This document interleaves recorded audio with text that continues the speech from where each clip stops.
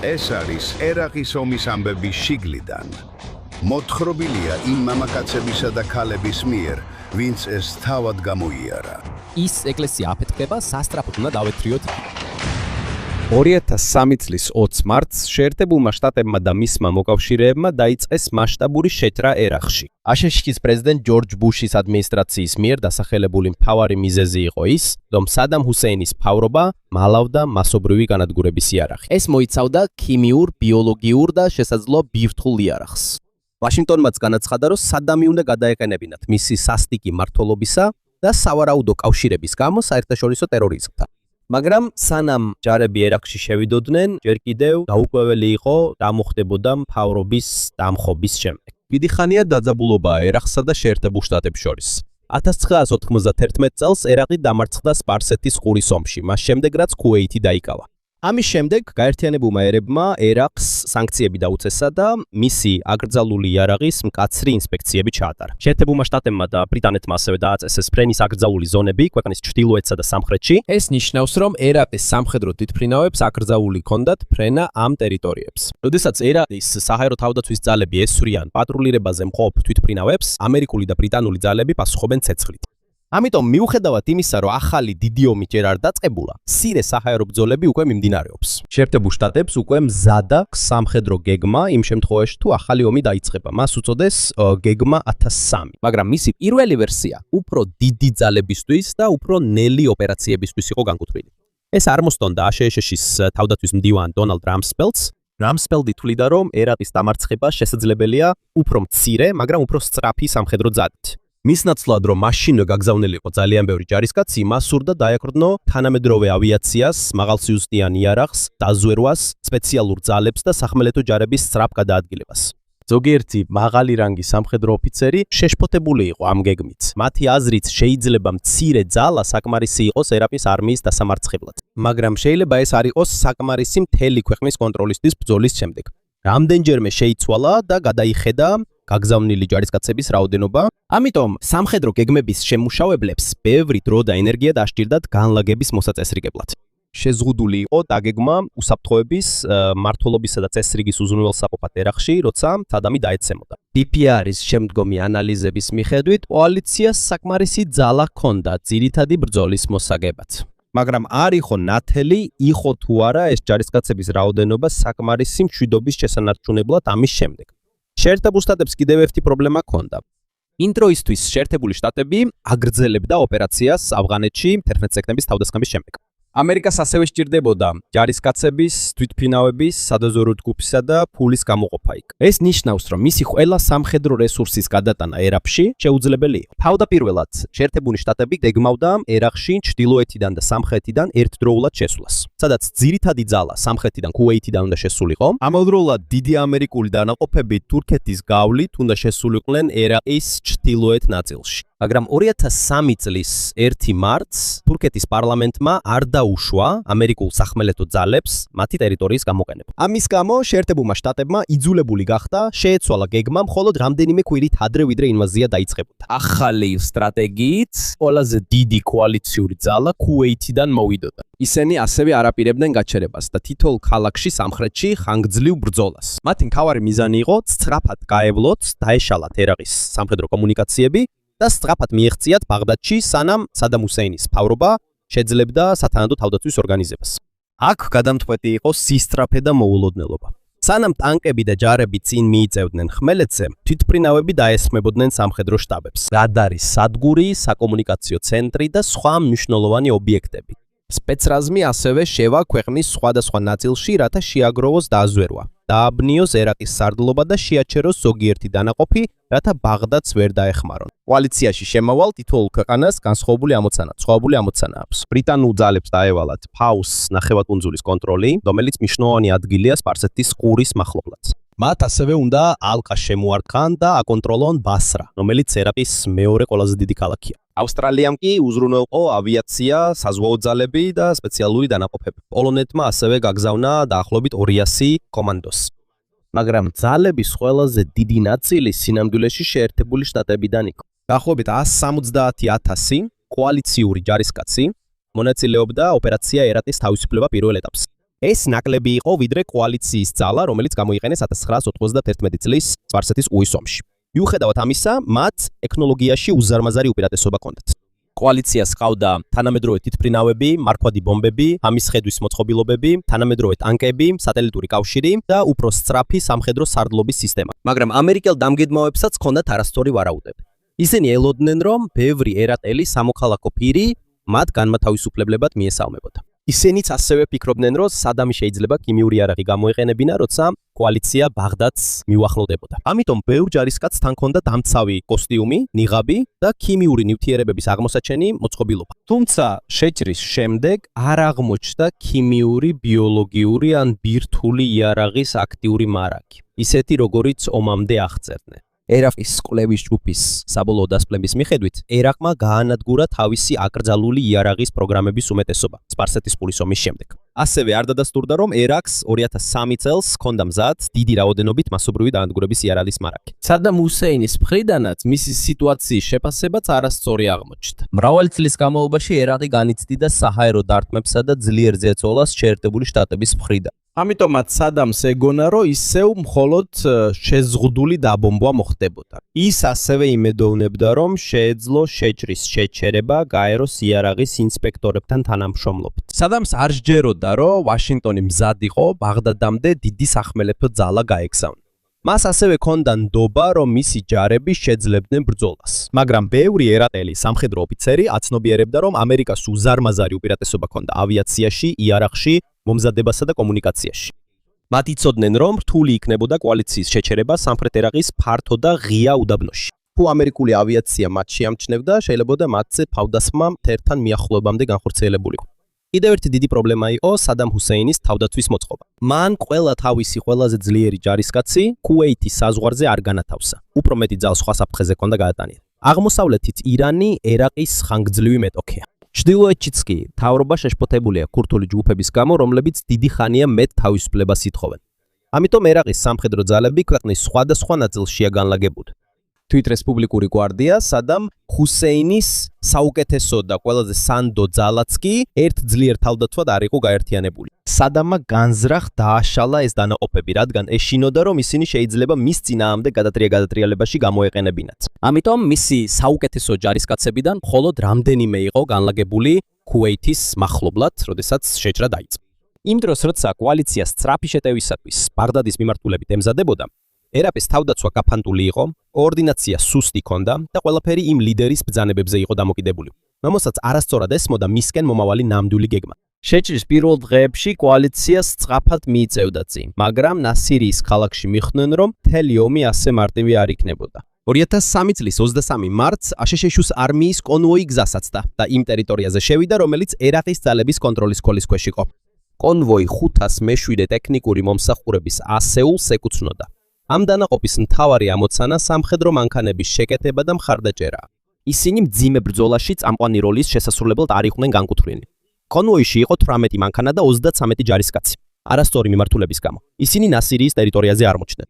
იქ მათ თავს დაესხნენ ერაყელი ჯარისკაცები და შეიარაღებული მებრძოლები, რომლებიც არ ატარებდნენ რეგულარულ სამხედრო უნიფორმას. მათი ზოგიერთი მანქანა სუსტად იყო დაცული. ასევე ბევრი ჯარისკაცი დაღლილი იყო და მათ არ ჰქონდათ მკაფიო კომუნიკაცია. 11 ამერიკელი ჯარისკაცი დაიღუპა, 7 ტყვე დაიყვანეს, ხოლო სხვები დაიჭრნენ ან დროებით დაშორდნენ თავიანთ დანაყოფს. ჩასაფრება მაჩვენა, რომ მიუხედავად იმისა, რომ კოალიცია სწრაფად მოძრაობდა ღია უდაბნოში, სიტუაცია გაცილებით სახიფათო ხდებოდა, როდესაც ისინი ქალაქში შედიოდნენ. ბევრი შენობა, ვიწრო ქუჩები, ხიდები, არხები და ადგილები იყო, სადაც მტერს შეეძლო დამალვა. ასევე რთული იყო გეცნო, ვინ იყო ჩვეულებრივი მოქალაქე და ვინ იყო შეიარაღებული მებრძოლი. სწორედ ასეთი ბრძოლის ტიპის გამოყენება სურდა ფედაინ სადამს. ფედაინ სადამი იყო შეიარაღებული ჯგუფი, რომელიც ერთგული იყო მთავრობისა და ბაათის პარტიის მიმართ. ისინი არ გავდნენ რეგულარულ არმიას, რომელსაც აქვს მკაფიო უნიფორმა და ჩვეულებრივი სამხედრო ძალები. ისინი ხშირად იყენებდნენ პიკაპებს, მცირე ზომის იარაღებს, რაკეტებით აღჭურვილ უმბარმტყორცნებს და აფთავდასხმებს. ისინი სხვადასხვა მიმართულებიდან უახლოვდებიან, შემდეგ კი სწრაფად ტოვებენ ადგილს ან იმალებიან ქალაქის შიგნით. მათი მიზანი ყოველთვის არ არის კოალიციის დიდი ბრძოლაში დამარცხება. მათი უფრო პრაქტიკული გეგმაა კოალიციის შეენელება, მომარაგების ხაზების არევა და მსხვერპლის რაოდენობის გაზრდა. მიუხედავად დაკარგული ჯარისკაცების ძიებისა, აშშ-ს საზღვაო ქვეითებს დაავალეს მნიშვნელოვანი ხიდების კონტროლი ქალაქში. მათ ეს ხიდები სჭირდებათ, რადგან ისინი გადადიან ევფრატის დინარეზე და ახლომდებარე არხზე. თუ ისინი ვერ აიღებენ ამ ხიდებს, ჩრდილოეთისკენ მიმავალი ძალების გადაადგილება შეიძლება შეფეხდეს. მაგრამ ოპერაცია არეულად წარიმართა. ზოგი ტანკი იძულებული გახდა დატოვებოდა პოზიციას საწვავის შესავსებად. ზოგიერთი დანაყოფი კომუნიკაციის გარეშე დარჩა. ზოგიერთი მანქანა რბილ და ტალახიან მიწაში გაიჭედა. როდესაც კომპანია SET-ინ მიიწევდა, მათ მორტირების, ტყვიამფრქვევის, რეაქტიული ყუმბარმტყორცნის და სხვადასხვა პოზიციიდან სროლის ცეცხლი დახვდათ, მაგრამ არხამდე მაინც მივიდნენ. მაგრამ ერთეულებს შორის კოორდინაცია დაირღვა, არეულობის დროს რამდენიმე მანქანა უკან დაიხია მკაფიო ბრძანების გარეშე. ზოგიერთი საზღვაო ქვეითი მხარდაჭერის გარეშე დარჩა და თითქმის მტრის მიერ იყო გარშემორტყმული. მათ საჰაერო დახმარება ითხოვეს, მოვიდნენ A10 მოიერიშე თვითმფრინავები. პრობლემა ის იყო, რომ პილოტებმა ვერ იცნეს, რომ ქვემოთ მყოფი ზოგიერთი მანქანა აშშ-ს საზღვაო ქვეითებს ეკუთვნოდა. მათმა თვითმფრინავებმა საკუთარი პოზიციები დააზიანეს. აშშ-ს სამხედრო ოფიციალური ანგარიშების მიხედვით, საზღვაო ქვეითებიდან ზოგი დაიღუპა და ზოგი დაიჭრა, როგორც ერაპის ცეცხლის, ასევე მეგობრული ცეცხლის შედეგად. თუმცა, დიდი ხნის განმავლობაში რთული იყო ზუსტად განესაზღვრა, რამდენი ადამიანი დაიღუპა უშუალოდ ეიტენის შეტევის შედეგად. მეგობრული ცეცხლი ხდება მაშინ, როდესაც შემთხვევით საკუთარ ძალებს ხვდება ცეცხლი. ეს შეიძლება მოხდეს არასწორი ინფორმაციის, სუსტი კომუნიკაციის, ცუდი ხილვადობის ან სამიზნის არასწორი ამოცნობის გამო. ნასირიაში ეს პრობლემები ერთდროულად მოხდა. საზღვაო ქვეითებმა ასევე მიაღწიეს და დაიკავეს მნიშვნელოვანი მარშრუტი, მაგრამ ამისთვის მძიმე ფასი გადაიხადეს. იმ დღეს ძაფრ ბრძოლაში 18 საზღვაო ქვეითი დაიღუპა. ზის ის ნაწილი, სადაც ისინი გაიარეს, ჩასაფრების ხეივნად მოიხსენიებოდა, რადგან იქ მათ ზედიზედ თავდასხმები გადაიტანეს. პრობლემები კოალიციას მხოლოდ ნასირია არ შეუქმნია. მარტის 33-ის ღამესიდან 24-ის დილამდე აშშ-ს არმიამ რესპუბლიკური გვარდიის წინააღმდეგ გაგზავნა აპაჩის ტიპის საბრძოლო ვერტმფრენები რესპუბლიკის მახლობლად. აპაჩი გავს მძიმე საბრძოლო მანქანას ცაში. მას აქვს რაკეტები, არამართვადი რაკეტები და ქვემეხი, რათა გაანადგუროს ტანკები და სხვა სამიზნეები მიწაზე. ამერიკელი მეთაურები ოპერაციაში დიდ ნდობას გამოხატავდნენ. ისინი ელოდნენ, რომ ვერტმფრენები ღრმად შეაღწევდნენ ერაყის პოზიციებში და გაანადგურებდნენ ბევრ მანქანას, მაგრამ ერაყელი დამცველები მზად იყვნენ. როდესაც აპაჩები დაბალ სიმაღლეზე მიფრინავდნენ, მათ ესროლეს საჰაერო თავდაცვის იარაღი, ტყვიამფრქვევები და ასევე მსუბუქი ცეცხლსასროლი იარაღი მიწიდან. თითოეულ ტყვიას არ სჭირდება პირდაპირ ჩამოაგდოს ვერტმფრენი, თუნდაც მოხდეს ბოლოდ ძრავას, როტორს, საწვავის სისტემას ან ნავიგაციის მოწყობილობას, ვერტმფრენი შეიძლება იძულებული გახდეს უკან დაიხიოს. ოპერაციაში მონაწილე 32 აპაჩიდან თითქმის ყველა დაზიანდა ან დაზიანდა. ერთი ვერტმფრენი დაეცა ერაყის კონტროლირებად ტერიტორიაზე და მისი ორი პილოტი თყვე დაიყვანეს. მათ მიზანზე მხოლოდ მცირე დაზიანება მიაყენეს. ეს დიდი გაფრთხილება იყო კოალიციისთვის. მან აჩვენა, რომ მიუხედავად იმისა, რომ ერაყის ბევრი იარაღი ძველია, ისინი მაინც შეიძლება საშიში იყოს თუ ერთდროულად და სწორად გამოიყენება დაბალ სიმაღლეზე მფრენი თვითმფრინავების წინააღმდეგ. ამასთან ერთად ძლიერმა ქვიშის ხარიშხალმა დაარტყა სამხრეთ ერაყს. თითქმის ყველაფერი ნარინჯისფრად გადაიქცა. ხედვის არეალი შემცირდა, პოლონები შენელდა და თვითმფრინავებისთვის ფრენა უფრო რთული გახდა. წვრილი ქვიშა მიეკრო ძრავებს, იარაღებს, მანქანებს და საკომუნიკაციო აღჭურვილობას. ჯარისკაცებსაც უჭირდათ ხედვა, თუნდაც რამდენიმე მეტრის დაშორებით. ქვიშის ქარიშხლის, ნასირიაში ჩასაფრებისა და აპაჩის რეიდის წარუმატებლობის შემდეგ გავრცელდა კითხვა, იწყებოდა თუ არა შეჭრის შენელება. მაგრამ მთლიანობაში მთავარი კოალიციური ძალა კვლავ წინ მიიწევდა. პირველ დღეებში მათთვის უფრო დიდი პრობლემა იყო მომარაგების ხაზის სიგრძე, ვიდრე რეგულარული ერაყის არმია. საჭირო იყო რქვება, წყალი, საბრძოლო მასალა, საწვავი, სათადარიგო ნაწილები და სამედიცინო მარაგი უწყვეტად ჩამეტანათ კუვეითიდან. როდესაც ჯარები საზღვიდან შორდებოდნენ, მით უფრო იზრდებოდა მარშრუტის სიგრძე, რომელსაც დაცვა სჭირდებოდა. ერაყელმა არარეგულარულმა მებრძოლებმა ამ სისუსტით ისარგებლეს. მთავარი ტანკური ფორმირებების პირდაპირ შეტევის ნაცვლად, მათ უკანა ხაზებში უფრო სუსტ კოლონებს, ტექნიკური უზრუნველყოფის ნაწილებსა და მომარაგების მანქანებს შეუტიეს.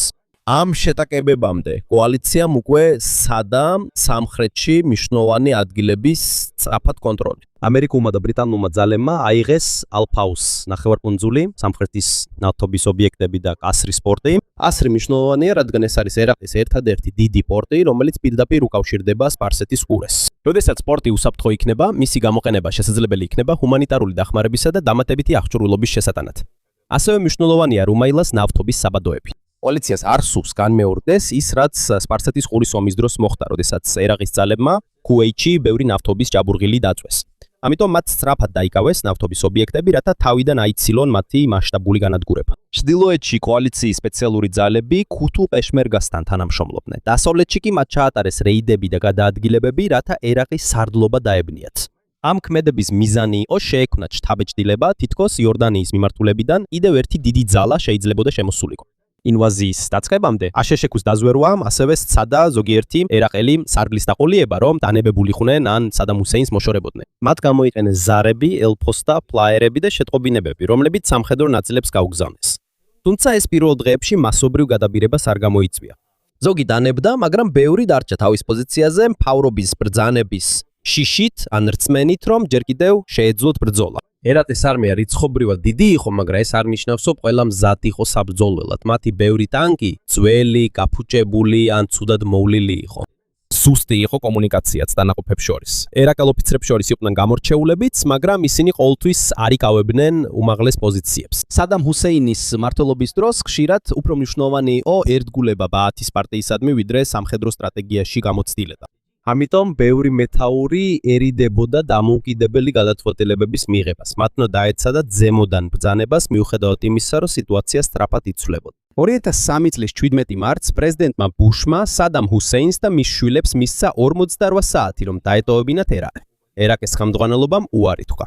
2 დღის შემდეგ აშშ-მ დაბომბა დორა ფარმის ტერიტორია ბაღდადის გარეუბანში. იმ დროის დაზვერვის მიხედვით ისინი ფიქრობდნენ, რომ სადამი და რამდენიმე მაღალი თანამდებობის პირი შეიძლება ყოფილიყვნენ, ის იქ არ იყო. ამის შემდეგ მოხდა სხვა საჰაერო თავდასხმები ხელმძღვანელობის, სარდლობის ცენტრების, საკომუნიკაციო სისტემებისა და სამხედრო ობიექტების წინააღმდეგ.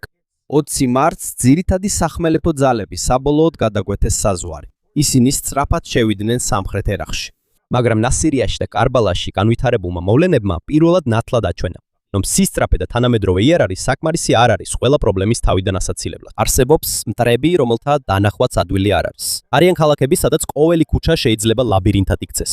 და სწრაფი ოპერაციების დროს, თუნდაც ერთი არასწორი მოსახვევი, გაფუჭებული რადიო ან არასწორი სამიზნე შეიძლება დიდ დანაკარგამდე მიგვიყვანოს. როდესაც კოალიცია ბაღდადს უახლოვდება, კიდევ ერთი ბრძოლა ტელევიზიითაც მიმდინარეობს. პენტაგონს კარგად ესმის, რომ საზოგადოებრივი მხარდაჭერა მნიშვნელოვანია. ამიტომ 600-ზე მეტი ჟურნალისტი უშუალოდ ამერიკულ და ბრიტანულ სამხედრო ნაწილებთან ერთად წაიყვანეს. ამ ჟურნალისტებს ეწოდებოდათ ემბედირებული ჟურნალისტები, ისინი კონვოისთან ერთად იყვნენ და ჯარისკაცებთან ახლოს ეძინათ. ბრძოლას კი წინა ხაზიდან აკვირდებოდნენ. ამის გამო ისინი სწრაფად აგზავნიდნენ რეალურ ვიდეოებს ბრძოლის ველიდან. მაგრამ ამას თავის ფასი ჰქონდა. რადგან ისინი სამხედროებზე იყვნენ დამოკიდებული საკვებზე, ტრანსპორტზე, ინფორმაციასა და უსაფრთხოებაზე, ზოგიერთმა იკითხა, შეეძლო თუ არა მათ ნეიტრალიტეტის შენარჩუნება. ისინიც ომს მხოლოდ ერთი დანაყოფიდან ხედავდნენ. ამიტომ ყოველთვის ვერ ხედავდნენ მთლიან სურათს. პენტაგონისთვის ეს პროგრამა წარმატებული იყო, ხოლო პრესბრიფინგების ნაცვლად ტელევიზიის არხებმა უწყვეტი ვიდეო მასალა მიიღეს ტანკების, ჯარისკაცებისა და ბრძოლების შესახებ თვითონ ფრონტის ხაზიდან. ამასთან ერთად კოალიციამ ფსიქოლოგიური ოპერაციები გამოიყენა ერაყის არმიის წინააღმდეგ. მილიონობით ფლაიერი ჩამოაგდეს ციდან. ამ ფლაიერებზე ეწერა, რომ არ ებრძოლათ, არ დაინგრიათ ნავთობის ობიექტები და არ დაემორჩილებოდნენ ბრძანებებს, რომლებიც მათ საფრთხეში ჩააგდებდა. ყველა პირდაპირ არ დანებდა, მაგრამ ბევრმა ტანსაცმელი გამოიცვალა, იარაღი დატოვა და სახლში დაბრუნდა. ბევრი ჩვეულებრივი ერაყელი ჯარისკაცი სადამზე არ ენდობოდა, ისინიც იცოდნენ, რომ ძნელია ბრძოლა მტერთან, რომელსაც აშკარა უპირატესობა აქვს. ავიაციაში, ტანკებში, კავშირგაბმულობასა და მაღალსილუსტიან იარაღში. მოკლე შეჩერების შემდეგ ამერიკული მთავარი ძალა კვლავ დაიძრა ბაღდადის მიმართულებით, სადაც ყველაზე მნიშვნელოვანი გზა კარბალას დერეფანი. ეს ვიწრო მარშრუტია კარბალასა და მის აღმოსავლეთით მდებარე დიდ ტბას შორის. თუ ამ გზას გადალახავდნენ, ბაღდადში სამხრეთიდან მისვლა გაცილებით ადვილი გახდებოდა. რამდენიმე ერაყელმა მეთაურმა იცოდა, რომ მთავარი შეტევა სწორედ აქედან გაივლიდა. მაგრამ მთავრობის გამბრძანებები არეულ-დარეული იყო. ზოგიერთი ოფიციალური პირი განაგრძობდა გადამეტებული ანგარიშების გაგზავნას თითქოს და შეტევის შესახებ და კოალიციის დამარცხების შესახებ. ამიტომ ერაყის ხელმძღვანელობას არ ჰქონდა ზუსტი ინფორმაცია, რამდენად ახლოს იყვნენ ამერიკული ძალები. სადამს კვლავ ეჭვი ჰქონდა, რომ შესაძლოა მთავარი შეტევა დასავლეთიდან დაწყებულიყო. მისი ვაჟი კუსაი ბევრ სამხედრო გადაწყვეტილებას იღებდა. ბრძანებებს ხშირად მაცნეების მეშვეობით აგზავნიდნენ და არა რადიოთი, რათა კოალიციას მათი ადგილმდებარეობა ვერ გაეკო. ეს უფრო უსაფრთხოა ელექტრონული მეთვალყურეობისგან, მაგრამ ასევე უფრო ნელია. როდესაც ბრძანება ერთეულამდე მიდის, შეიძლება ბრძოლის ველზე სიტუაცია უკვე შეცვლილი იყოს. 2003 წლის 2 აპრილს აშშ-ს მესამე ქვეითი დივიზია ეუფრატის მდინარეზე მდებარე მნიშვნელოვან ხიდთან მივიდა მუსაიბის მახლობლად. მათ უნდა დაეკავებინათ ხიდი, რათა ტანკებს და სხვა მანქანებს ბაღდადში გადასვლა შეძლებოდათ. ერაყელმა ინჟინრებმა მისი აფეთქება სცადეს. ერთი ნაწილი დაზიანდა, მაგრამ ხიდზე ჯერ კიდევ შეიძლებოდა გადასვლა. ამერიკელმა ძალებმა გამოიყენეს კვამლის ეკრანი, რათა ერაყელ დამცველებს გაუჭირდათ მათი დანახვა. ასევე მხარდაჭერას უწევდნენ აპაჩის ვერტმფრენები, ბრედლის საბრძოლო მანქანები და შეტევითი ნავები. ერაყის артиლერიის ცეცხლი ძლიერი იყო, მაგრამ მას ადვილად ვერ გაუტეხავს აბრამსის ტანკებისა და ბრედლის მანქანების სქელი ჯავშანი. როდესაც ამერიკული ჯავშანტექნიკა დადავიდა, ერაყელი დამცველები ახლო ბრძოლაში დამარცხდნენ. ერაყის ძალებმა კიდევ სცადეს ხიდის წინააღმდეგ ასაფეთქებელი ნივთიერებებით დატვირთული სატვირთო მანქანების გამოყენება, მაგრამ ისინი შენიშნეს და გაანადგურეს მანამ, სანამ მიზანს მიაღწევდნენ. მას შემდეგ, რაც კოალიციამ გადასასვლელი კონტროლზე აიყვანა, ბაღდადისკენ მთავარი გზა გაიხსნა. სამხრეთში კი ბრიტანული ძალები ბასრაში უფრო ფრთხილად მოქმედებენ. ისინი არ შესულან მაშინვე ქალაქის ცენტრში, ჯერ ქალაქი ალყაში მოაქციეს. შეაგროვეს ინფორმაცია და დაელოდნენ, სანამ მთავრობისადმი ერთგული ძალები დასუსტებოდნენ. ფრთხილი მიდგომა მნიშვნელოვანია, რადგან ბასრაში ბევრი შიიტი მუსლიმი ცხოვრობს, რომლებიც დიდი ხანია სადამ ჰუსეინის მთავრობის მხრიდან დევნას განიცდიან. ბრიტანული იტალებიც საბოლოოდ შევიდნენ ქალაქში და აიღეს იგი. ბაღდადში ამერიკელების თავდაპირველი გეგმა იყო ნელ-ნელა ალყაში მოექციათ დედაქალაქი. ისინი გარშემო ბაზებს ააშენებდნენ და შემდეგ რეიდებს ჩაატარებდნენ, სანამ მთელ ქალაქს კონტროლს დაამყარებდნენ. მაგრამ ეს გეგმა შეიცვალა მას შემდეგ, რაც მეთაურებმა დაინახეს, რომ ერაყის დაცვა სუსტი და მოუწესრიგებელი იყო. 4 აპრილს ამერიკულმა ძალებმა ბაღდადის საერთაშორისო აეროპორტი აიღეს. ეს მნიშვნელოვანი გამარჯვება იყო, რადგან ისინი უკვე დედაქალაქის დასავლეთ ნაწილში იყვნენ და მათ უსაფრთხო ადგილი ჰქონდათ მარაგებისა და დამატებითი ჯარისკაცებისთვის. ამის შემდეგ მესამე ქვეითმა დივიზიამ ნებართვა ითხოვა ტანკების ბაღდადში შეყვანაზე. ამგვარ შეტევას Thunder Run ეწოდა. ეს ჩვეულებრივი პატრულირება არ იყო, ეს იყო სწრაფი და ძლიერი შეჭრა ტანკებისა და ჯავშანტექნიკის ქალაქში. მისი მიზანი იყო დაცვის გამოცდა, დაცვა, მტრის პოზიციების განადგურება და იმის ჩვენება, რომ კოალიციას უკვე შეუძლია დედაქალაქში შესვლა. აპრილის 5-ს ამერიკელებმა ჩაატარეს პირველი Thunder Run, 28 აბრამსის ტანკი და 14 ბრედლის მანქანა. მთავარი გზატკეცილით აეროპორტისკენ გაემართა. მათ წინსვლისას ცეცხლი გაუხსნეს შენობებიდან, მანქანებიდან და გზის პირიდან ერთი აბრამსის ტანკი დაზიანდა და იქვე დატოვეს. მოგვიანებით ის საკუთარი ავიაციით დაბომბეს, რათა ერაყის ძალებს არ დაეპატრონათ.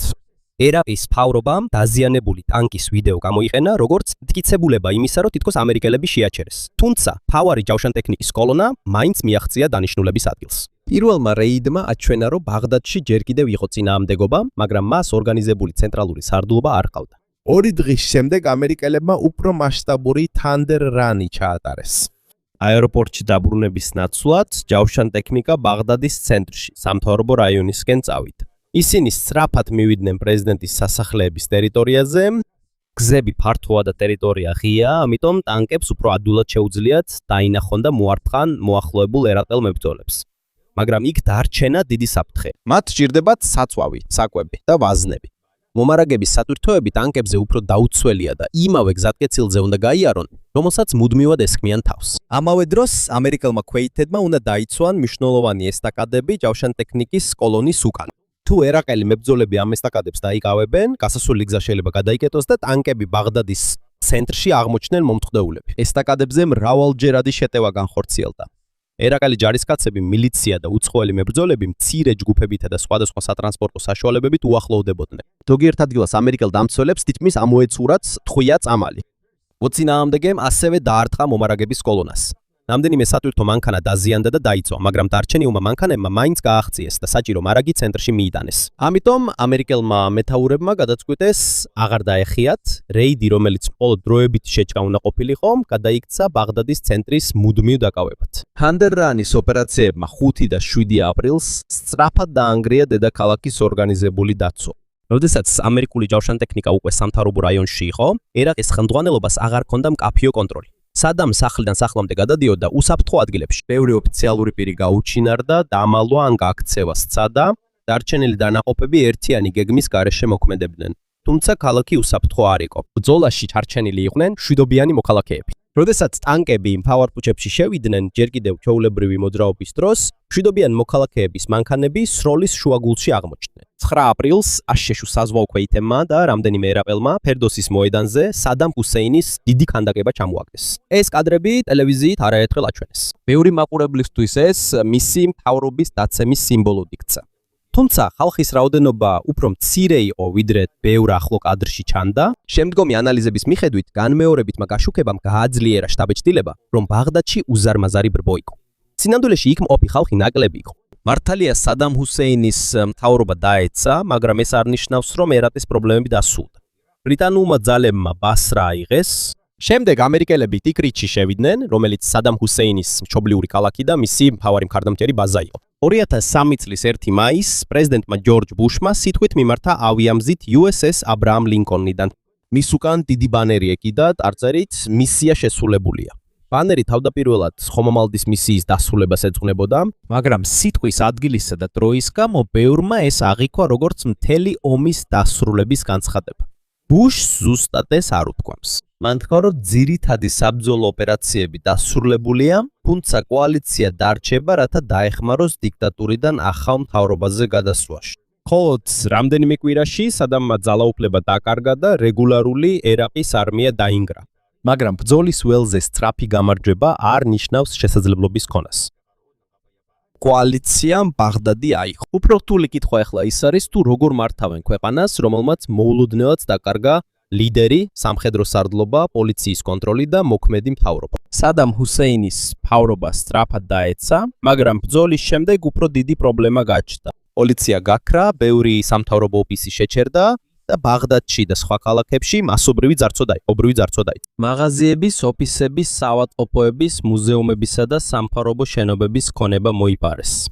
ბევრ ადგილას არავინ აჩერებდა ქურდებს. კოალიციის ჯარები არ ყოფნიდნენ მთელი ქვეყნის დასაცავად. ისინი უფრო სამხედრო ობიექტების დაცვას ანიჭებდნენ უპირატესობას, ვიდრე ჩვეულებრივი შენობებისა და სახლებისას. ბევრი ერაყელი სამოქალაქო პირისთვის მესიჯი ნათელია.